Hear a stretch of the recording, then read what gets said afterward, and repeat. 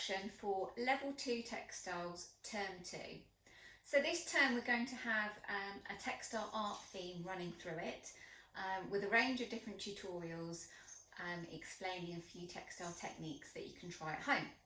So this project is based around a beach theme, and so we're going to start off initially with drawings, and we're going to use the drawings as our basis for inspiration to create our textiles pieces of artwork. So we're going to show you a few techniques throughout the term in individual tutorials, but I'm just going to go through a few resources. All of these resources are noted in the workbooks, so at the start of each tutorial I have put a little equipment list together for you to have a look at, but I thought it might be useful just to have a look at it as a whole and see what kind of bits and pieces you might need or start to put together. The first tutorial is going to be focused on mark making or drawing. So for that, it will be useful to collect as many bits and pieces as possible. You'll need obviously the usual pencils, pens, it'll be useful to have a fine liner. When it comes to pencils, I've got a selection of different grades. Now, the higher the B number, the softer the pencil. So I normally have either a 2, 3 or 4B, as well as a HB for adding more detail. Fine liners are quite a good, and biros are quite a good way of mark making, as well as inks. Now, if you don't have any inks to draw with at home, I've got some cheap food dyes, and I'll be using those rather than specialist drawing inks to draw with. And I've got some paints. Now you can use watercolour paints, acrylic paints, maybe watered down a little bit, as well as you'll be needing some colouring pencils. Now, most of the time with this course, I would say use what you've got. You don't necessarily need to have all the most expensive drawing or textiles equipment, but if I was to suggest any kind of investment piece, it would be some colouring pencils. And if you're going to buy a tin or a collection of colouring pencils, I would always opt for the watercolour pencils. You don't have to use them with water, but I find they give a nice smooth finish when using. And this tin, I'm missing just a couple in the set, but this tin my dear mum got me when I was a young teenager, so that's kind of kept with me in good stead. So that's for the drawing and the mark making. You will need to use some fusible webbing for one tutorial.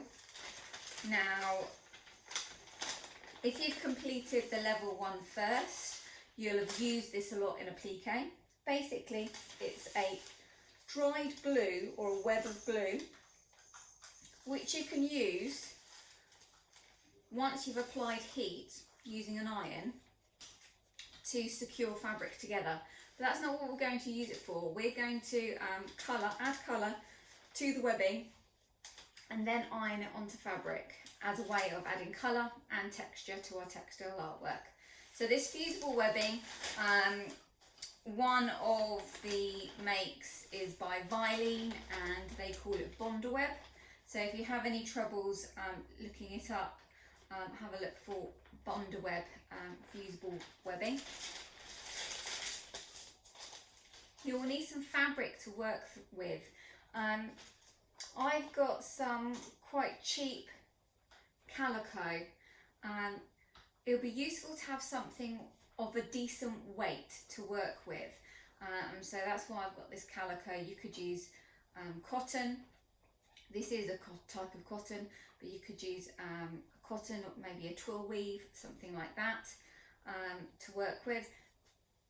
The reason why we want something a little bit heavier weight is because when we're sewing it in the sewing machine, you'll find it easier, especially when completing the freehand machine embroidery, just to give it some stability to work with. But something natural that will absorb paint, dyes, food colours, whatever you're going to be using to add colour, it needs to be able to be absorbed. So just be wary of synthetic fabrics. They might find, you might find it difficult for it to absorb the liquid and then the colour. So that's for the Fusible Webbing tutorial. The next tutorial is going to be stamping with found objects. So this is going to be a chance for you to collect whatever you want to collect.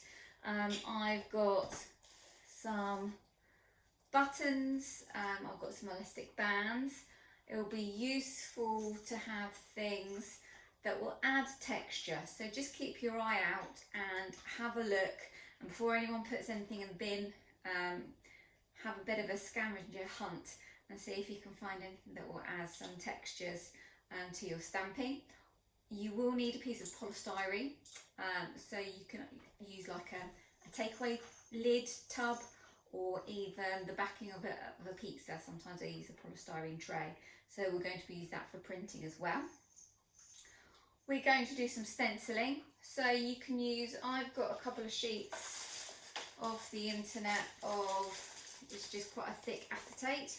You could use an old Polly Pocket or an old plastic divider, that will work in the same way. And it's just so that we're going to cut out through the plastic and then stencil through. You can use an old sponge. I've got some makeup sponges that I'm going to be using. The foam is a lot more dense, so you're going to, with a makeup sponge, see the texture of the sponge less. So that's why I've got makeup sponges, but an old sponge will do. And to be able to cut out your design onto the acetate, you will need a craft knife. And depending on your age, you may need an adult to help you. But while using your craft knife, you need to protect your table. Either some thick cardboard or a craft, like a rubberized craft mat, will be useful. But you'll need to take care with that. And for the machine embroidery tutorial, as I've already discussed, I think at the start of the course, you will need a foot, a changeable foot for your sewing machine. This one is either called a darning foot, or sometimes they have an actual specialised machine embroidery foot. And if you can see there, it has a little loop. Sometimes it's a horseshoe shape. This one's a complete circle, but that is what you're going to need for the machine embroidery tutorial. Now, some sewing machines, you're unable to drop the teeth. And the teeth is what paddle around in a kind of circular motion and feeds the fabric through the sewing machine. When we're using machine embroidery techniques, we want free movement. So we want to be able to move the fabric around. So we don't want those teeth to be pulling the fabric forward. So those teeth need to be dropped. Now, most machines you're able to just click a lever or press a button and they'll drop the teeth. Other sewing machines come with an additional plate of metal which you can just rest over the top of those teeth so they don't catch the fabric. So just depending on what your machine does. So that's for the machine embroidery. Obviously you'll need all the other bits and pieces that you did last term in terms of the sewing machine. And paper for the drawings. So that's the equipment that you're going to be needing through this term. And I'll be going through each of those tutorials individually for you throughout the term. I hope you enjoy it.